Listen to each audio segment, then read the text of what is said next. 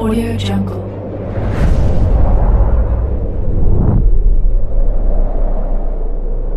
Yo, balik lagi bersama Mimin di Manhwa TV.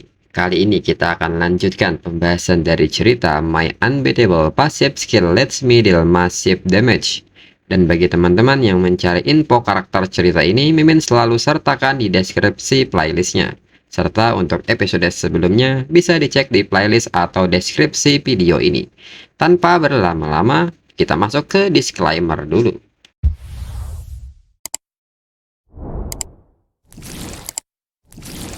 Disclaimer.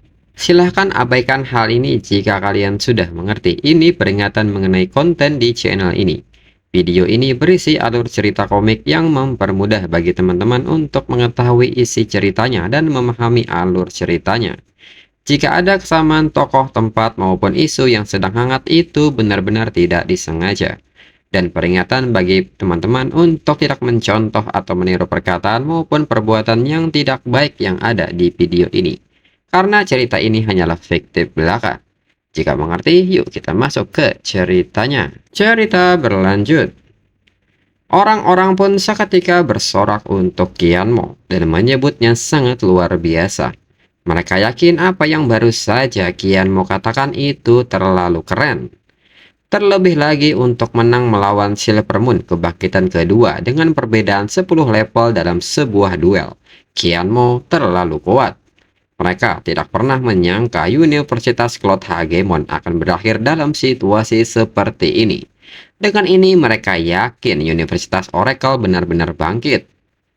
Lalu Ling Xiao pun menyebut bahwa Qianmo benar-benar menang. Dan dia benar-benar melakukannya. Wang Kaipu memuji aksi Chang Yusheng karena sangat berani hari ini untuk benar-benar membalik keadaan di depan semua orang. Chang Yusheng pun hanya tertawa kecil dan menyebut Universitas Magic Spirit selalu berani. Dirinya sudah lama menyadari bahwa Qianmo luar biasa.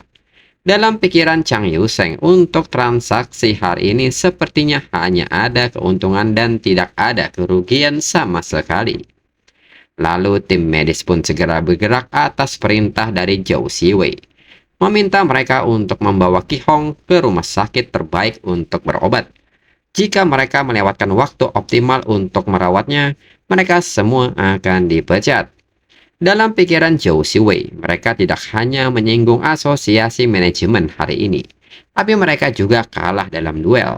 Sepertinya mereka tidak akan menjalani hari-hari baik ke depannya.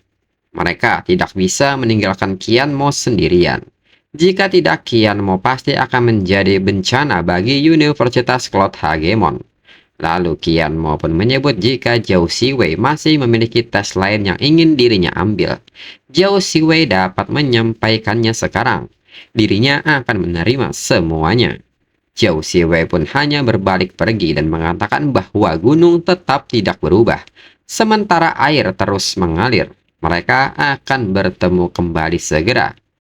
Lalu orang-orang pun menyebut bahwa sudah bertahun-tahun sejak Universitas Cloud Hagemon mempermalukan diri mereka sendiri.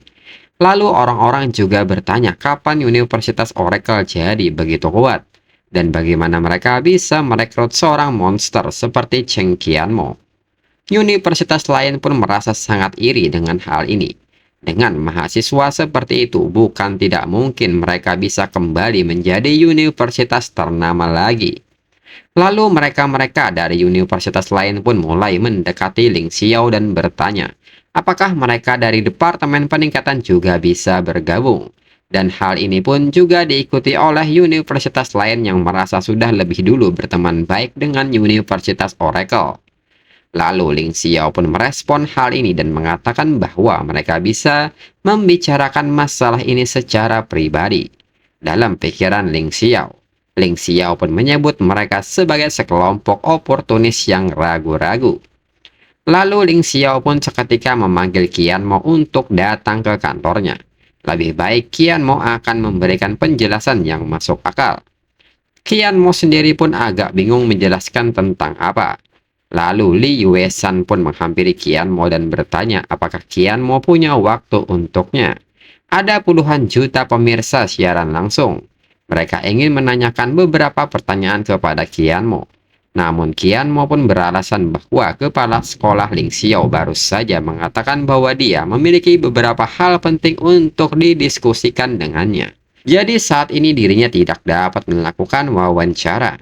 Dengan ini, dirinya meminta maaf kepada semuanya dan seketika pergi meninggalkan mereka.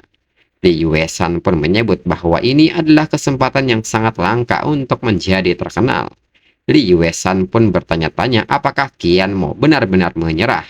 Sedangkan di komentar siaran langsung mereka pun mengagung-agungkan Qianmo dan banyak dari mereka yang ingin belajar dengannya. Kemudian di ruang kepala sekolah Ling Xiao, saat Qianmo masuk nyatanya di dalam ruangan kepala sekolah, sudah ada Ling Xiao, Ling Ruoxi, Lei Junjie, Chang Yuseng, dan Wang Kaifu. Ling Xiao pun seketika meminta Ling Ruoxi menyiapkan minuman untuk para tamu ini. Mereka masih memiliki beberapa hal untuk didiskusikan. Ling Ruoxi pun mengerti dan akan segera membuatnya. Lalu saat Ling Ruoxi berjalan melewati Qianmo, Ling Ruoxi pun tidak mengucapkan sepatah kata pun dan segera keluar. Kemudian Chang Yuseng pun mengatakan kepada Ling Xiao bahwa Ling Xiao benar-benar mendapatkan sebuah harta karun kali ini. Wang Kaifu pun membenarkan hal tersebut. Jika dirinya mempunyai putri yang cantik, dirinya pasti akan berebut dengannya. Chang Yuseng pun tertawa dan menyebut bahwa itu sebenarnya yang paling bagus. Lalu Ling Xiao pun meminta mereka untuk berhenti bercanda. Ling Xiao pun mengajak mereka untuk bicara tentang Qianmo yang sudah selesai menyelesaikan kebangkitan keduanya. Dan apa rencana Qianmo sekarang? Qianmo pun menyebut bahwa dirinya mungkin akan tinggal di benua apokalips untuk jangka waktu tertentu. Dirinya berkeinginan untuk membentuk pasukannya sendiri dan juga mulai membentuk prototipe untuk guildnya. Dan tentunya dirinya akan memastikan bahwa Departemen Peningkatan 3 Universitas akan diurus sebelum dirinya berangkat.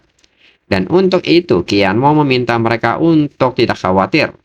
Mendengar hal ini, Wang Kaifu pun mengatakan meskipun Qianmo dapat membentuk sekuat di level 30 dan membentuk guild di level 35, mengembangkan guild tidaklah mudah. Wang Kaifu pun bertanya apakah Qianmo sudah menyiapkan anggota utamanya. Qianmo pun menyebut bahwa untuk saat ini ada 4 orang, tapi perkembangannya sangat cepat. Wang Kaifu pun menyebut bahwa itu terlalu sedikit. Qianmo membutuhkan minimal 5 orang. Jika Qianmo masih belum memiliki kandidat yang cocok saat ini, Qianmo dapat mengadakan seleksi di universitas mereka. Qianmo pun mengatakan bahwa saat ini selain dirinya, yang dikonfirmasi adalah Huang Tian dari Universitas Blue Sky, cucu dari kepala sekolah Ling Xiao yaitu Ling Ruoxi. Sedangkan untuk orang keempat dia seharusnya dari Cloud Hagemon. Ling Xiao pun seketika kaget dengan kandidat di Universitas Cloud Hagemon dan bertanya, apa yang sedang Qianmo pikirkan? Wang Kaifu seketika tersenyum dan menyebut itu adalah kabar baik. Huang Tian adalah bintang masa depan universitas mereka. Wang Kaifu pun tidak menyangka Qianmo sudah mencurinya dari mereka sejak lama. Qianmo pun seketika meminta Wang Kaifu untuk tidak khawatir. Meskipun Huang Tian bergabung dengan mereka secara sukarela, dirinya tidak akan membiarkan Universitas Blue Sky menderita kerugian apapun. Jika ada kesempatan di masa depan, dirinya dapat membantu mereka membina sekelompok ahli pedang yang hebat. Mendengar hal ini, Chang Yuseng pun seketika bereaksi. Universitas Magic Spirit juga memiliki beberapa kecambah jenis sihir. Jika Qianmo membutuhkannya, maka katakan saja mereka akan melakukan yang terbaik untuk bekerja sama. Qianmo pun seketika mengatakan bahwa mereka bisa membicarakan hal ini setelah dirinya mendirikan guildnya. Dirinya pasti menginginkan beberapa kelas tipe sihir dan juga jumlahnya pasti akan banyak. Lalu Qianmo pun bertanya kepada Ling Xiao berapa skala kekuatan guild di Universitas Oracle. Ling Xiao pun mengatakan bahwa sejujurnya itu tidak terlalu bagus. Universitas mereka telah berada dalam keadaan terpencil terlalu lama. Jadi mereka tidak mempunyai bakat dan situasi yang cukup serius. Saat ini, guild Universitas Oracle hanya berada di peringkat rata-rata di negara Xia di benua Apokalips. Dibandingkan dengan peringkat Universitas Oracle bahkan lebih rendah lagi. Mendengar hal ini, Qianmo merasa bahwa mereka harus segera memajukan jadwal penempatan guild. Jika tidak, waktu yang dibutuhkan pasti akan menjadi lebih lama lagi. Qianmo pun bertanya-tanya siapa penanggung jawab guild Oracle. Dirinya mungkin harus berkomunikasi dengannya di masa depan. Le Junjie pun menyebut bahwa ketua guild dari Oracle adalah wakil rektor Universitas Oracle yaitu Fan Hanyu. Dia berusia 48 tahun. Tahun ini dia menjadi powerhouse kebangkitan ketiga level 69. Dia juga akan memasuki kebangkitan keempat. Qianmo pun agak kaget mendengarnya dan bertanya, apakah wakil rektor Universitas Oracle sekuat itu? Namun Qianmo dalam pikirannya merasa bingung mengapa kepala sekolah Ling Xiao menunjukkan ekspresi tak berdaya seperti itu. Le Junjie juga menyebut bahwa bakat Fan Hanyu memang mengejutkan. Dia adalah wakil kepala sekolah termuda dalam sejarah Universitas Oracle, tapi emosinya sangat aneh, dan dia selalu berselisih dengan Ling Xiao. Sudah bertahun-tahun sejak dia kembali ke universitas. Jika Qianmo ingin berkomunikasi dengannya, dirinya khawatir itu tidak akan semudah itu. Mendengar hal ini, Qianmo menilai bahwa sepertinya hubungan antara Fan Hanyu dan Ling Xiao ini agak rumit. Akan sulit dijelaskan dalam waktu yang singkat. Namun Ling Xiao sendiri mengatakan bahwa itu tidak apa-apa. Dirinya akan memberikan tanda. Jika ada kesempatan di masa depan, Qianmo bisa bertemu dengannya. Dan ini adalah tanda yang mewakili Universitas Oracle.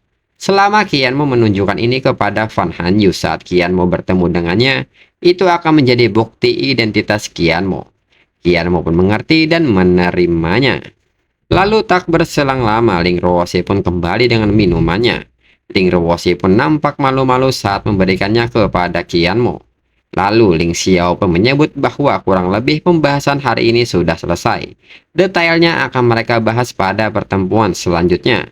Dengan ini dirinya akan mengantar mereka pergi. Wang Kaifu seketika kaget dirinya belum meminum tehnya. Le Junjie pun meminta Wang Kaifu untuk pergi saat disuruh. Dirinya punya beberapa daun teh yang enak. Dirinya akan memberi Wang Kaifu beberapa nanti. Lalu saat mereka pergi meninggalkan ruangan tersebut dan hanya menyisakan Qianmo dan Ling Ruoxi, suasana pun agak canggung dan tak disangka mereka ingin mengatakan sesuatu di saat yang bersamaan. Hingga hal ini nampak memalukan. Qianmo pun pada akhirnya meminta Ling Ruoxi lebih dulu. Ling Ruoxi pun menyebut bahwa dirinya tidak menyangka Qianmo satu universitas dengan dirinya. Ling Ruoxi kembali sekali sebelumnya, tapi sebenarnya dirinya tidak mengetahuinya. Setelah itu, kakek malah memaksa dirinya untuk pergi kencan buta, tapi dirinya tidak menyangka orangnya. Dan Ling Ruoxi pun agak malu-malu menyebut nama Qianmo. Namun kembali Qianmo menggoda Ling Ruoxi yang akibatnya Ling Ruoxi marah dan memukul-mukul Qianmo karena menindasnya lagi. Lalu Ling Ruoxi pun bertanya apa maksud gadis cantik yang menawari Qianmo bunga tadi. Dan dirinya bahkan melihatnya tersenyum dan menatap Qianmo. Sebaiknya Qianmo jujur dan ceritakan padanya tentang hubungan Qianmo dengannya. Qianmo pun menyebut bahwa itu tidak ada hubungannya dengan dirinya. Dan di saat yang bersamaan percakapan ini didengar oleh mereka. Lalu Le Junjie pun mengatakan bahwa sepertinya Qianmo dan cucu Ling Xiao memiliki hubungan yang sangat baik. Wang Kaifu pun menyebut bahwa ini benar-benar menghilangkan beberapa kekhawatiran Ling Xiao sekaligus. Dan ini benar-benar layak untuk dirayakan. Hingga sesuatu dari balik ruangan terasa sangat menyenangkan. Ling Xiao yang terus memperhatikan mereka menguping seketika menegur mereka. Dan meminta mereka untuk berhenti bersikap tidak hormat kepada orang yang lebih tua dan segera pergi. Dalam pikiran Ling Xiao, dirinya akan menitipkan cucunya yang tersayang kepada Qianmo. Ini waktunya bagi orang tua seperti dirinya untuk beristirahat dengan baik. Setelahnya, Ling Xiao pun mengantar Qianmo dan Ruoxi pergi ke luar universitas serta mengatakan bahwa mereka berdua bisa tinggal lebih lama di benua apokalips kali ini. Gadis ini mampu menemaninya selama 2 minggu. Jadi dirinya sudah puas. Dia juga akan mengalami kebangkitan kedua. Ling Xiao pun meminta Qianmo untuk membantunya. Qianmo pun meminta Ling Xiao untuk tidak khawatir. Dirinya akan menjaga Ruoxi dengan baik. Dirinya juga telah membuat pengaturan untuk departemen guru. Qian Mo pun akan membiarkan mereka untuk menjalani pelatihan praktis selama periode ini. Dirinya dan Ling Xiao bisa menilai hasilnya ketika dirinya kembali. Ling Xiao pun mengerti. Dengan ini, dirinya serahkan cucu tersayangnya kepada Qian Mo. Jika Qian Mo berani menindasnya, dirinya tidak akan mengampuni Qian Mo. Mendengar hal ini, Qian Mo merasa bahwa seolah-olah dirinya lah yang melakukan intimidasi. Ling Xiao juga menekankan bahwa hal yang sama juga berlaku bagi Ruoxi. Ling Xiao pun meminta Ruoxi untuk mengendalikan amarahnya. Jika Ling Ruoxi berani menindas Qian Mo, dirinya juga tidak akan membiarkan Ruoxi. Dalam pikiran Ling Xiao, tidak mudah menemukan menantu yang hebat. Dirinya tidak bisa membiarkan gadis yang keras kepala ini menakutinya. Lalu Ling Xiao pun sudah merasa cukup mengomelnya dan melepas mereka berdua untuk pergi. Dalam pikiran Qian Mo pun merasa bahwa sepertinya sudah waktunya untuk mengatasi masalah penyembuhan penyakit tersembunyi Ling Xiao. Jika Universitas Oracle ingin bangkit kembali ke puncak, mereka memerlukan powerhouse kebangkitan keempat yang sehat dan kuat untuk mempertahankan bentengnya. Dengan ini, Qian Mo pun mengajak Ruoxi untuk segera berangkat, kemudian berpindah di bagian luar kota Guntur. Qian Mo pun menyebut bahwa dirinya sudah lama sekali sejak terakhir kali dirinya mengunjungi benua Apokalips. Ruoxi pun membenarkan hal itu. Udara di sini jauh lebih segar daripada benua bintang biru. Lalu di saat yang sama, Qian Mo pun mendapatkan sebuah pesan dari Huang Tian yang mengatakan bahwa Qian Mo akhirnya kembali. Li Minghao juga memberitahu Qian Mo bahwa dirinya sudah berhasil maju ke Silver Moon. Dengan ini, bisakah dirinya memanggil Qian Mo sebagai masternya? Lalu Qian Mo pun menilai bahwa mereka sudah mengirimi dia pesan saat dirinya online. Ini membuatnya menjadi tidak sabar. Qian Mo pun memberitahu mereka bahwa 1 jam lagi mereka akan bertemu di kedai kota Guntur. Ling Ruoxi pun seketika bertanya siapa yang mengirimi Qian Mo pesan, dan mengapa ekspresi Qian Mo menjadi sangat aneh. Apakah ada iblis malang lain yang akan ditipu oleh Qian Mo? Qian Mo pun meminta Ruoxi untuk tidak banyak bertanya, dan segera mengajak Ruoxi pergi ke kedai di kota Guntur dan minum sedikit. Dirinya juga akan mengenalkan Ruoxi pada 2 orang lainnya. Ruoxi pun seketika penasaran siapakah mereka. Kemudian di kedai kota Guntur, Ruoxi pun bertanya siapa yang mereka temui di sini. Qian Mo pun menyebut bahwa dia adalah saudara baiknya dan dia juga akan menjadi teman satu guild mereka di masa depan. Dan dia ada di sini sekarang. Tak berselang lama, Huang Tian pun datang dan mengatakan bahwa dirinya tidak ingin mengomeli Qian Mo, tapi Qian Mo harus lebih rajin sebagai laki-laki. Huang Tian juga menyebut bahwa dirinya akan mencapai level 32. Bukankah sebaiknya Qian Mo bekerja sedikit lebih keras? Huang Tian pun meminta Qian Mo untuk berhenti bermalas-malasan dan cepat selesaikan kebangkitan keduanya. Namun saat Huang Tian terus bicara dan mendekat, Huang Tian pun kaget, nyatanya Qian Mo sudah level 30 dan telah menyelesaikan kebangkitan kedua. Qian Mo pun seketika bertanya apakah Huang Tian tidak percaya kepada dirinya dan mengapa mereka tidak bertarung sebentar. Huang Tian pun seketika menyebut bahwa dirinya mempercayai Qian Mo. Huang Tian juga mengatakan bahwa Ling Ruoxi pasti kakak iparnya. Karena ini pertemuan pertama mereka, maka dirinya meminta kakak ipar untuk menjaganya di masa depan. Mendengar hal ini, seketika minuman yang Ling Ruoxi baru minum pun terkeluar. Lalu di saat yang sama, Ling Minghao bertanya apakah mereka merayakan Songkran. Seketika Huang Tian kaget dan bertanya itu siapa. Qian Mo pun menyebut bahwa itu adalah Li Minghao dari Universitas Cloud Hagemon. Lalu Qian Mo pun mengatakan karena semuanya sudah di sini, maka dirinya akan mengatakan bahwa alasan dirinya mengundang mereka ke sini hari ini adalah untuk memberitahu mereka sesuatu. Dirinya sedang bersiap untuk membentuk pasukannya sendiri. Lim Minghao pun seketika bertanya apakah Qian Mo ingin mendirikan sebuah guild. Huang Tian pun mengatakan bahwa Qian Mo hanya bisa membentuk guild ketika Qian Mo sudah level 35. Dan Qian Mo membutuhkan setidaknya 5 orang. Dan sekarang mereka hanya ada 4 orang di sini. Qian Mo pun meminta mereka untuk tidak khawatir. Itulah premis pasukan mereka.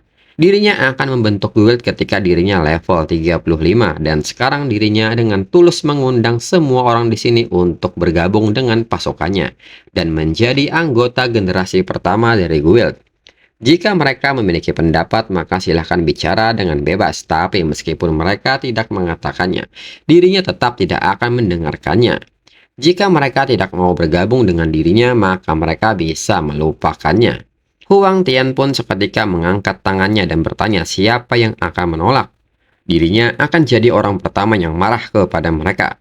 Dirinya akan hidup sebagai anggota guild dan mati sebagai hantu guild. Jika seseorang ingin menghancurkan guild mereka, mereka harus melangkahi mayatnya terlebih dahulu. Mendengar hal ini, Qian Mo pun seketika menyebut seseorang di sini sepertinya adalah kebanggaan Universitas Blue Sky. Bukankah ini akan berdampak buruk padanya? Huang Tian pun seketika menegaskan kata-katanya dan menyebut kebanggaan macam apa.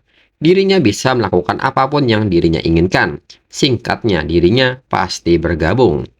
Lalu Qian Mo pun mengatakan kepada Li Minghao bahwa dirinya tidak akan merahasiakannya dari Li Minghao. Dirinya sedang bermusuhan dengan Universitas Cloud Hagemon saat ini. Jika Universitas Cloud Hagemon memperlakukan dirinya bagai duri di pihak mereka, jika Li Minghao ingin bergabung dengan pasukan miliknya, Li Minghao harus membuat batasan yang jelas dengan mereka mulai sekarang. Dengan itu, apakah Li Minghao masih bersedia bergabung? Li Minghao pun bertanya apakah dirinya tidak salah dengar. Apakah dirinya juga ditawari untuk bergabung? Li Minghao pun tanpa pikir panjang segera meneguk sebuah minuman dan mengatakan dengan lantang dirinya bersedia untuk bergabung. Qian Mo pun mengatakan karena sudah diputuskan, maka hari ini adalah hari pembentukan pasukan mereka secara resmi. Guild mereka di masa depan akan disebut dengan nama Everlasting Fig. Dalam pikiran Qian Mo, nama guild ini sama dengan kehidupannya sebelumnya. Di kehidupan ini, dirinya akan mengembalikan nama ini kembali. Dengan ini, Qian Mo mengajak mereka untuk berkuasa di puncak benua apokalips. Lalu Huang Tian pun seketika bertanya apa tujuan mereka selanjutnya. Qian Mo pun mengatakan bahwa dirinya sudah merencanakannya. Selanjutnya tujuan mereka adalah menuju Blood Fang Keep. Li Minghao pun seketika bertanya tempat macam apakah itu.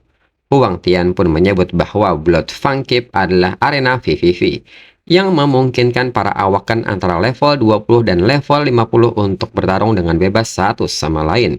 Mereka dapat memperoleh hadiah dan sumber daya, serta melatih kemampuan tempur mereka. Namun Huang Tian menyebut di sana ada begitu banyak dungeon di dekat kota Guntur. Huang Tian pun bertanya mengapa Qian Mo memilih tempat itu. Qian Mo pun menjelaskan bahwa ada 3 alasan untuk itu. Pertama, sekuat mereka baru saja dibentuk. Semua orang masih lemah, mereka perlu naik level dengan cepat. Kedua, sumber daya mereka kurang. Dirinya memerlukan platform di mana mereka dapat dengan cepat mendapatkan uang. Alasan ketiga itu untuk membantu kebangkitan Ling Ruoxi melewati kebangkitan kedua sesegera mungkin, sehingga dia bisa membalas dendam dan menyelesaikan dendam lamanya. Huang Tian pun seketika bertanya balas dendam macam apa yang dimaksud. Qian Mo pun menyebut bahwa Ruoxi ditipu oleh pedagang curang di Blood Fang Keep. Kali ini mereka akan membalas dendam dan berlatih selagi mereka melakukannya. Ruoxi pun menyebut bahwa orang itu terlalu hina. Jika bukan karena dia, dirinya sudah selesai dengan kebangkitan keduanya. Huang Tian pun mengatakan karena mereka sekarang adalah rekan satu tim, mereka akan memperlakukan satu sama lain seperti keluarga. Dan karena yang ditindas kebetulan adalah adik iparnya, mereka harus membantunya membalas dendam. Lalu saat di Blood Fang Keep, Qian Mo pun baru sadar bahwa ada sesuatu yang penting yang dirinya lupa beritahu kepada mereka. Huang Tian pun bertanya apakah Qian Mo punya rencana baru lagi. Qian Mo pun bertanya berapa banyak uang yang dimiliki setiap orang saat ini. Dirinya sepertinya tidak punya cukup uang untuk biaya pendaftaran. Li Minghao pun mengatakan bahwa dirinya masih memiliki 500 lebih koin emas. Dirinya tidak yakin apakah itu akan cukup. Ruosei pun menyebut bahwa dirinya punya 80 lebih koin emas. Sayang sekali semua uangnya ditipu oleh paman jahat itu. Sedangkan Qian Mo sendiri berpikir bahwa semua uangnya digunakan untuk menempa Thousand Bladed Umbrella ke tahap kedua. Jadi tidak punya banyak lagi. Namun Huang Tian pun meminta mereka untuk tidak khawatir. Dirinya di sini memiliki kekayaan besar dan masih menghasilkan banyak uang setiap hari. Huang Tian pun meledek Qian Mo sebagai ketua guild yang sangat miskin dengan nada bercanda. Qian Mo pun seketika meminta maaf selaku ketua guild. Kekayaan Huang Tian kini disita oleh guild. Tidak akan ada pengembalian uang untuk hal ini. Namun Qian Mo menyebut bahkan dengan menggabungkan semua uang mereka, itu tidak cukup untuk arena perantara. Jadi mereka hanya bisa mendaftar untuk arena dasar. Dan mereka tidak boleh kalah di tahap awal. Li Minghao pun menyebut pada dasarnya adalah untuk orang yang baru saja menyelesaikan kebangkitan kedua. Jadi itu bagus untuk mereka juga. Huang Tian mengatakan jika mereka ingin tantangan, mereka harus memulai dari yang terkuat. Mengapa Qian Mo tidak memberinya uang untuk mendaftar ke arena lanjutan dan melihat apakah mereka bisa menghasilkan banyak uang? Dengan ini, Qian Mo pun mengajak mereka semua untuk pergi dan masuk serta melihat lebih dulu.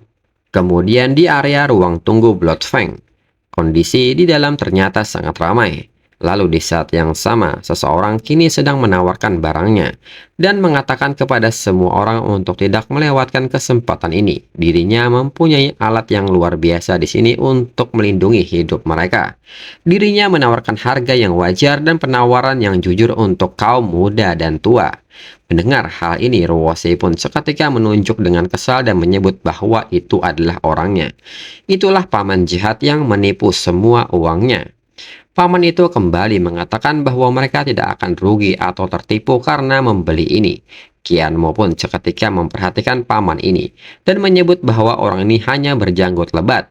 Bagaimana bisa menjadikannya seorang paman? Huang Tian pun seketika bertanya apakah Qian Mo tahu mengenai orang itu. Qian Mo pun mengatakan bahwa dirinya punya firasat ketika Ruosei mendeskripsikannya sebelumnya. Dirinya mengira itu benar-benar dia. Orang itu adalah Wei Shen. Dalam pikiran Qian Mo, dia adalah penipu terkenal di kehidupannya sebelumnya. Dia adalah Deathbringer dan memproklamirkan diri sebagai jajingan tua nomor 1 di benua Apokalips. Qian Mo pun memberitahu mereka bahwa Wei Shen selalu terlibat dalam bisnis yang mencurigakan. Itu tidak ada hubungannya dengan karakternya. Dia hanya menyukai perasaan menipu orang lain. Qian Mo pun menilai bahwa dia sama seperti biasanya, menyiapkan kios untuk menipu pemula, sama seperti kejahatan sebelumnya. Sepertinya rekan setim mereka yang baru akan mempunyai tujuan baru. Tentunya mereka harus membuatnya menderita kerugian terlebih dahulu. Akan lebih baik jika mereka mencukur jenggotnya. Lalu Qian Mo pun mendekati kios Wei Shen. Wei Shen pun meminta Qian Mo untuk datang dan melihat barangnya. Qian Mo pun seketika bertanya berapa harga ramuan tembus pandang ini. Saat Qian Mo memegang ramuannya, Qian Mo pun bertanya apakah itu tidak palsu. Wei Shen pun bertanya bagaimana bisa itu palsu.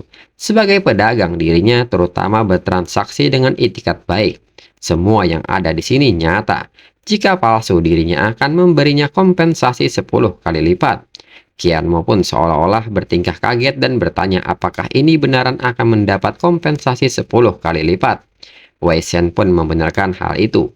Dirinya memperlakukan dengan tulus kepada tua dan muda.